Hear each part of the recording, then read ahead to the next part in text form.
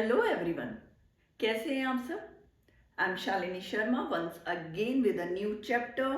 Chapter was chapter number 9, the making of national movement and the topic is Khilafat agitation. हमने अभी तक ये देखा था कैसे जो लास्ट मूवमेंट हुआ था वो इतना अच्छा नहीं गया, वो इतना सुपर्ब नहीं हुआ। क्यों? क्योंकि बैसाखी के दिन क्या हुआ था, अमृतसर में जलियांवाला बाग वाली ट्रेजेडी हो गई थी।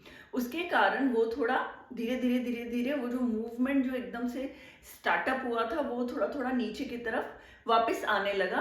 क्यों? क्योंकि एकदम से हमारा ध्यान कहीं और जाता है और हमें फील होता है ना कि वो चीज़ गलत हुई है, जैसा होना था वो चीज़ वैसे नहीं हुई। टाइटल भी दे दिया गांधी जी ने। ब्रिटेन के जो उन्हें केसरे हिंद का जो टाइटल मिला था वो वापस उन्होंने लौटा दिया था। क्यों? क्योंकि बहुत दुखी थे।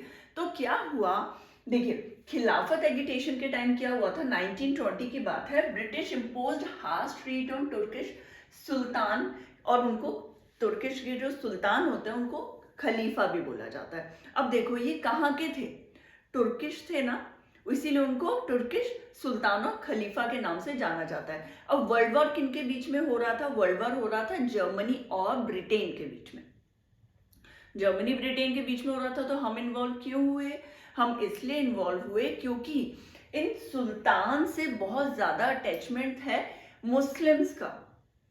अगर आप किसी भी कंट्री में चले जाइए, मान लीजिए आप एक इंडियन ऑस्ट्रिया चले जाता है, ऑस्ट्रेलिया चले जाता है, नॉर्थ अमेरिका चले जाता है, मगर क्या उसको फेथ है अगर शिव जी में, उसको फेथ है अगर गणेश जी में, तो वो भूल जाएगा?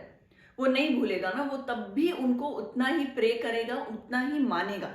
तो वही चीज थी, मुस्लिम थे वो बहुत ज्यादा अटैच थे इनसे, तुर्किश के जो सुल्तान है खलीफा उनसे। और ब्रिटेन क्या कर रहा था, उनको बहुत गलत तरीके से ट्रीट कर रहा था, जिसकी वजह से वो अपोज में आ गए थे। और ये एक अच्छी चीज थी। क्यों? क्योंकि इंडियंस ऑलरेडी उनके अगेंस्ट में थे। फिर क्या हुआ, सिख भी अगेंस्ट में हो गए जलियांवाला बाग के टाइम, और इनडायरेक्टली मुस्लिम्स भी ब्रिटेन के ही अगेंस्ट में होते चले जा रहे थे। इसका ये बहुत बड़ा रीजन था। तो Indian Muslims were keen that khalifa retain control over Turkey sacred places. वहां की जो प्लेस है ना, ऑटोमन एम्पायर जो उनके अंडर में आता है, वो तो पूरा तुर्की ही था, मगर एक होता ना कि वो एरिया उन्हीं के लिए, वो एम्पायर उन्हीं का ही है। तो वो क्या कर रहे थे, वो इस चीज को छीन रहे थे। उनको बिल्कुल भी ये चीज पसंद नहीं आ रही थी। किसको? इंडियन मुस्लिम्स को। इनिशिएटिवली टेकन बाय मोहम्मद अली और शौकत अली विद गांधी जी। ये दोनों ब्रदर्स थे और इन्होंने किसका सपोर्ट लिया? गांधी जी का। गांधी जी क्या चाहते थे? स्वराज चाहते थे। एकमात्र उनको जो चाहिए था उस वक्त वो सिर्फ स्वराज ही था।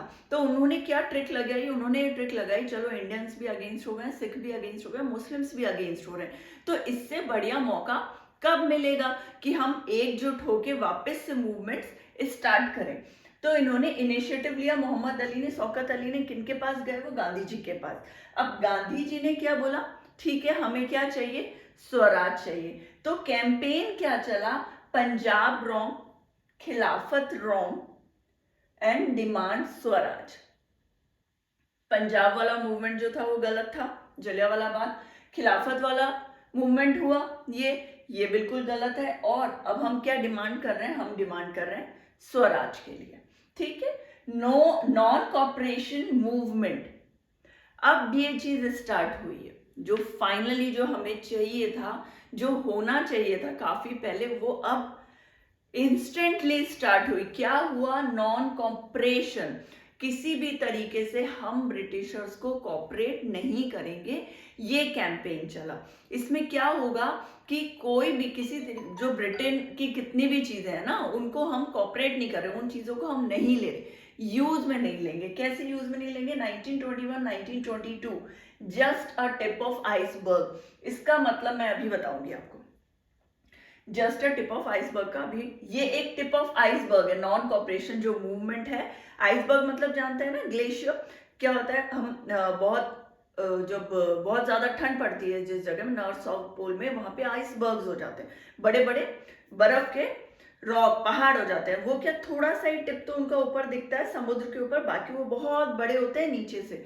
तो ये जो मूवमेंट था वो बस स्टार्टिंग थी। इनका कहने का मतलब ये बस एक ये टिप है ऊपर जो आप देख रहे हो छोटी सी। अभी तो बहुत कुछ अंदर ही अंदर कंट्री के चल रहा था जो बहुत ह्यूज था।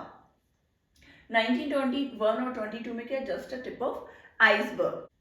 अब इसमें हुआ क्या है, किस तरह से हम कॉपरेट नहीं कर रहे हैं ब्रिटिशर्स को, ये बताती हूँ मैं। Students left government school colleges. Student को क्या चाहिए था, पढ़ना ही नहीं था, तो उन्होंने क्या किया, गवर्नमेंट के जो स्कूल से जो ब्रिटेन ने बनाए थे उन सबको वहां से, वो लोग वहां से हट गए, वहां से जाना बंद कर दिया, स्कूल कॉलेजेस में बिल्कुल जाना बंद कर दिया। लॉयर्स लेफ्ट प्रैक्टिसिंग, प्रैक्टिस करना लॉयर्स ने बंद कर दिया। उनमें से कौन थे मेन, मोतीलाल नेहरू, हम जानते हैं इनको, ये फादर हैं जवाहरलाल नेहरू के। सियादास दास, राजा गोपाल चरण और आसफ अली, ये इतने बड़े बड़े लॉयर्स जो बिल्कुल लिटरली उनके कनेक्शन में थे ब्रिटेन उनके ऑफिसर्स के, उन लोगों ने ही जब कनेक्टिविटी तोड़ दी तो क्या होता है, पीपल ज्यादा अटैच होते हैं ऐसे मूवमेंट से, कि जब हमारे लीडर्स उनके कनेक्शन में नहीं है तो हम क्यों हो, तो हमारे पास ऐसी कोई भी चीज हो वो हम उसको हटा देते हैं, अपने पास से फेंक देते हैं। अब जैसे ये बहुत अच्छी चीज नहीं है, मैं एक वो चीज तो आपने खरीद ली ना, जैसे मान लीजिए अगर वो आप कोई वहां से आया हुआ है, एक्सपोर्ट हो रहा है कोई सामान और आप वो उस कपड़े को पहन रहे हो और उसको जला रहे हो, तो वो तो अब तो आपने पैसे दे दिए थे, आपने, वो आप ही की चीज थी, मगर एक उनका ये तरीका था शो करने का गुस्सा। तो ब्रिटिश टाइटल्स वर सरेंडेड, जितने भी ब्रिटेन की ने जो टाइटल्स दिए थे लोगों को, जब लीडर्स को, जैसे महात्मा गांधी को दिए थे, वो सब उन्होंने वापस लौटा दिए। लेजिस्लेचर बॉयकॉट कर दिया टोटली। बॉनफायर्स ऑफ फॉरेन क्लोथ, देखो देखिए, अब फॉरेन क्लोथ जितने भी बाहर के कपड़े थे, जैसे जीन्स हो गए, जीन्स से बनी हुई चीजें हो गई है ना, डैनिम से बनी हुई चीजें हो गई, उनको क्या करने लगे, जलाने लगे। इनफैक्ट एक टाइम ऐसा भी था जो बाबी डॉल्स वाला जो है, जैसे अपने तो यहाँ पे तब बाबी डॉल्स नहीं चलती थी ना, नॉर्मल कपड़े की गुड़िया होती थी या पपेट्स होते थे, वो होते थे, तब क्या करने लगे, वो डॉल्स भी बच्चों के जला दिए जाते थे। इनफैक्ट बच्चे खुद आगे आके बोलते थे कि ये भी हमारा जो टॉयज है वो भी अगर बाहर के हैं तो उनको जला दो। तो trade fell down between 1920 to 22। Literally क्या हुआ, इतना कुछ करने के बाद अब हम सोच रहे हैं ऐसा क्या, आपने तो खरीद लिया, क्यों जला, मगर इससे फायदा ये हुआ कि जो ट्रेड था वो बिल्कुल डाउनफॉल हो गया था, उनको उससे कोई फायदा नहीं हो रहा था ट्रेडिंग से, क्योंकि लोग सामान यूज नहीं कर रहे थे, तो क्या होगा, हम कम सामान मंगाएंगे तो बिजनेस कम होगा तो डाउनफॉल होगा। खादी का भी यूज आ गया था, गांधी जी ने खादी का यूज, जो सूती कपड़ा उसका यूज करने लग गए थे। Large part of the country were on the brink of a formidable revolt. अब क्या हुआ, आग जलते ही चिंगारी गई और आग जली, ऐसा वाला सीन हो गया था। हर कोई ये चाह रहा था कि हम अपनी तरीके से हम जितना कर सकते हैं उतना उस मूवमेंट में इन्वॉल्व हो, हम अपनी जान डाल दें। देखिए, just a tip of iceberg, but it's just a tip of iceberg. The large part of the country were on the brink of a formidable revolt. बहुत बड़ा पार्ट जो कंट्री का था वो तो अब मूवमेंट के लिए स्टार्ट हुआ था। ये तो एक छोटी सी चीज थी, अभी तो कहानी शुरू हुई है, अभी तो बहुत कुछ होना बाकी है। इस लाइन का ये मतलब है जो हमारी बुक में लिखा हुआ है। पीपल इनिशिएटिव्स, अब क्या कर रहे हैं, जो पीपल वहां के लोग हैं वो इनिशिएटिव्स लेना स्टार्ट करेंगे, हमारे लोग इनिशिएटिव लेंगे। Not accordance with Gandhi ji's ideas, क्या बहुत सारे लोग अपने तरीके से आइडिया, उनको ये तो पता नहीं, वो डायरेक्ट तो कांटेक्ट में आए नहीं गांधी जी के। गांधी जी हमेशा बोलेंगे नॉन वायलेंस, मैं अपने तरीके से काम, सत्याग्रह करूंगा, भूखा रह लूंगा, लड़ाई नहीं करूंगा, मगर लोग उस चीज के लिए ट्रेंड नहीं थे ना, वो चीज तो उनको समझ में आ गई थी कि बॉयकॉट करना है हर चीज, इन लोगों का यूज नहीं करना, इन लोगों से रिलेटेड कोई भी चीज है उसका यूज नहीं करना, मगर उन्हें ये बात समझ में नहीं आ रही थी इस चीज को कैसे करना। एक बच्चे को मैं ये समझा रही हूँ कि हमें अंकल के पास नहीं जाना, हमें आंटी के पास नहीं जाना, जो एक स्ट्रेंजर है, मगर उनसे कैसा बिहेव करा, हर स्ट्रेंजर गलत हो ये तो नहीं हो सकता, या उसे मार के, आपने देखा स्ट्रेंजरों से चाकू घोप दो और वापस आ जाओ, ये तो मैं नहीं सिखा रही हूँ, मैं उसे बोल रहा हूँ पोलाइटली वापस घर के अंदर आ जाओ, किसी स्ट्रेंजर से ज्यादा देर तक बात मत करो। इतना तो उस बच्चे को समझ में आ गया। मैंने इतना तो बोला ही नहीं कि अगर कोई स्ट्रेंजर दिखे तो उसे चाकू मार दो। वो अपनी तरीके से अगर ये कोशिश कर रहा है, क्यों? क्योंकि मैंने उसे आगे की ट्रेनिंग दी नहीं। मैंने सिर्फ उसको इतना ही बोला कि किसी कोई स्ट्रेंजर होते हैं वो गलत होते हैं, हमें उनसे बात नहीं करनी। अब मैंने उनको उसको बच्चे को ये नहीं बताया कि भैया चाकू नहीं मारना, सीधा हम लौट के अपने घर भी तो आ सकते हैं। वही चीज इन लोगों के साथ हो रही थी, वो अपने अकॉर्डिंग कर रहे थे चीजों को। वो उनको लग रहा था कि बॉयकॉट करना है ना, उनको यहाँ से हटाना है, हमें तो स्वराज चाहिए। ये चीज उन्हें समझ में आ गई थी, आगे की चीजें समझ में नहीं आ रही थी। और ये कुछ कुछ पॉइंट्स हैं, कुछ गलतियां हैं जो आगे और पता चलेगी। In Kheda campaign against high land revenue, Kheda में हाई लैंड रेवेन्यू, उसके लिए कैंपेन स्टार्ट हो गया।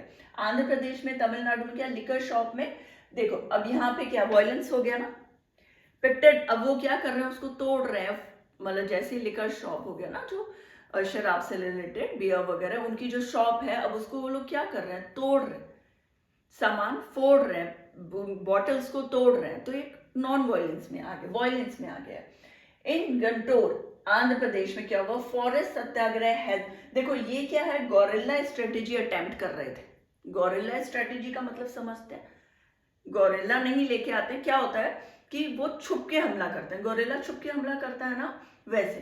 तो वो क्या कर रहे थे, छुप के उन लोगों को मार रहे थे, ब्रिटेन के ऑफिसर्स को। और अगर इंडियन ऑफिसर्स भी थे जो उन्हीं के टीम में थे, तो वो क्या कर रहे थे, उन लोगों को मार रहे थे। और ये चीज बिल्कुल गांधी जी के रूल्स में नहीं है, उनके रूल्स ऑफ बुक में नहीं है। गौरिल्ला स्ट्रेटेजी बिल्कुल भी नहीं है। लिकर शॉप को तोड़ना फोड़ना ऐसा भी नहीं था। सिंध, जो पाक, सिंध क्या है हमारा, पाक में भी है ना, जैसे पंजाब पाक में भी है, पाकिस्तान में भी है, इंडिया में भी है। वैसे बंगाल, जो अब तो बांग्लादेश हो गया है, पहले वो बंगाल वाला एरिया, वहां पे भी खिलाफत का जो था वो बहुत हाई लेवल पे चल रहा था उस वक्त। ये जो गुस्सा था वो वहां के मुस्लिम्स में हाई लेवल पे था। पंजाब, पंजाब में अकाली एगिटेशन क्या हुआ था, महन थे वो रिमूव कर दिए गए थे। वो महन जो वहां पे थे, जो किसके सपोर्टिव थे, ब्रिटिशर्स के सपोर्टिव थे और करप्टेड थे। उन लोगों को क्या किया जा रहा था, वहां से हटाया जा रहा था, लिटरली मार मार के हटा रहे थे वो उनको। और टी गार्डन्स असम में जो लेबर थे, वो पार्टिसिपेंट्स जो थे, वो किस तरीके से इस मूवमेंट में हिस्सा ले रहे थे, वो बोल रहे थे गांधी जी को, गांधी महाराज की जय। ये इनका एक स्लोगन बना था, उसके अकॉर्डिंग वो कर रहे थे, गांधी महाराज की जय, गांधी महाराज की जय। अब वो ये सब चीजें तो उन्होंने नहीं बताई थी ना गांधी जी ने, कि हमें ये सब चीजें करनी।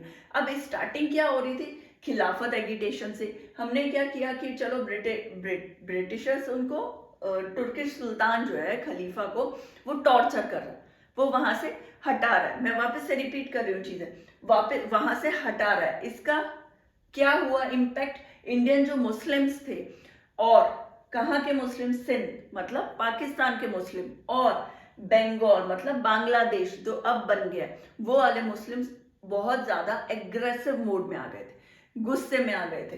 फिर क्या होता है, वहां पे इनिशिएटिव लिया जाता है। लेता कौन है इनिशिएटिव, ये बहुत ज्यादा इंपॉर्टेंट है। मोहम्मद अली, शौकत अली, गांधी जी के सपोर्ट के साथ, ये दोनों ब्रदर्स थे।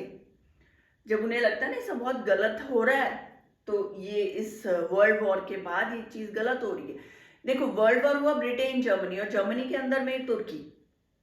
अब जब वो जीत रहा है, ब्रिटेन वाला जो टीम है वो जीत रही है, तो जो टीम नहीं जीत रही है वो तो उसको, भाई वो तो ज्यादा उसका हो गया ना लेवल हाई, तो वो तो उस पर रूल करने की कोशिश करेगा ना एनी हाउ। तो वही चीज वो हो रही थी। और कैंपेन क्या चलाया, पंजाब रॉन्ग, खिलाफत रॉन्ग, डिमांड क्या करा, स्वराज। आप ऐसे याद रखिए कि गांधी जी को क्या चाहिए, सिर्फ swaraj, anyhow Swaraj.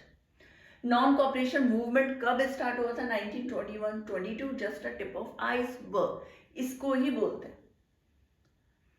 Just a tip of iceberg. ठीक है, student left government school colleges, lawyer left practising, British titles were surrender, दे दिया गया वापस ब्रिटेन को। जो टाइटल्स आपने दिए थे, जो हमने हमें सम्मानित किया था, वापस ले लीजिए, हमें नहीं चाहिए ऐसा कुछ। Bonfires of foreign clothes, even foreign clothes ही नहीं, जो भी वहां का सामान था हर चीज को, इवन डॉल्स को भी जलाया गया था। Large part of country were on the brink of formidable revolt, वही मैंने बता दी।